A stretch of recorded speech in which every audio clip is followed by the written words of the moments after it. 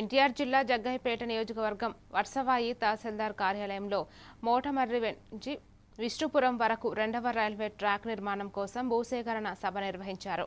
కాకరవాయి, కంభంపాడు, వట్సవాయి, భీమవరం, మక్కపేట, లింగాల, చిట్యాల గ్రామాల రైతులతో నందిగామ ఆర్డీఓ బోసుబాబు సమావేశమయ్యారు. ఈ సందర్భంగా రైతులకు న్యాయమైన నష్టపరిహారం అందిస్తామని, బోరుబావులు, విద్యుత్ మోటార్లకు సంబంధించిన నష్టాలను కూడా పరిగణలోకి తీసుకుంటామని ఆయన హామీ ఇచ్చారు. సమావేశంలో గ్రామ రైతులు, నాయకులు, అధికారులు పాల్గొన్నారు.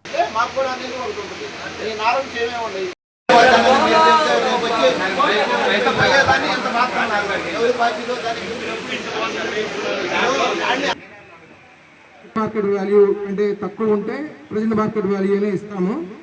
బేసిక్ వాల్యూ, రిజిస్టర్ వాల్యూ అలా కాకుండా యావరేజ్ వాల్యూ ఎక్కువ వస్తే యావరేజ్ వాల్యూ చొప్పున ఇస్తామండి. దానికి కూడా క్యాలిక్యులేషన్ వేసి మళ్ళీ ఎంఆర్ఓ గారి ద్వారా ఉంది. కాబట్టి మీరు ఎక్కడ కూడా ఎవరిని కూడా అపోహపడవద్దు, దళారులు కూడా నమ్మొద్దు.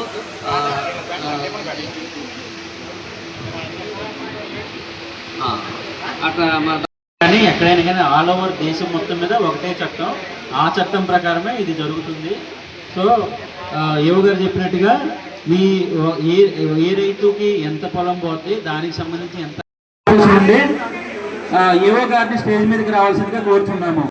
అండి, మరి ఈ యొక్క కార్యక్రమానికి ఇచ్చేసినటువంటి పెద్దలకి, మరి సిబ్బందికి, మరి ఇక్కడ వచ్చినటువంటి ఈ యొక్క అవార్డు ఎంక్వైరీకి, అలాగే దీనికి సంబంధించినటువంటి ఏదైతే ఉందో ఈ మోటమర్రి విష్ణుపురం డబుల్ లైన్కి సంబంధించి ఫస్ట్ లైన్ తీసుకోవడం జరిగింది.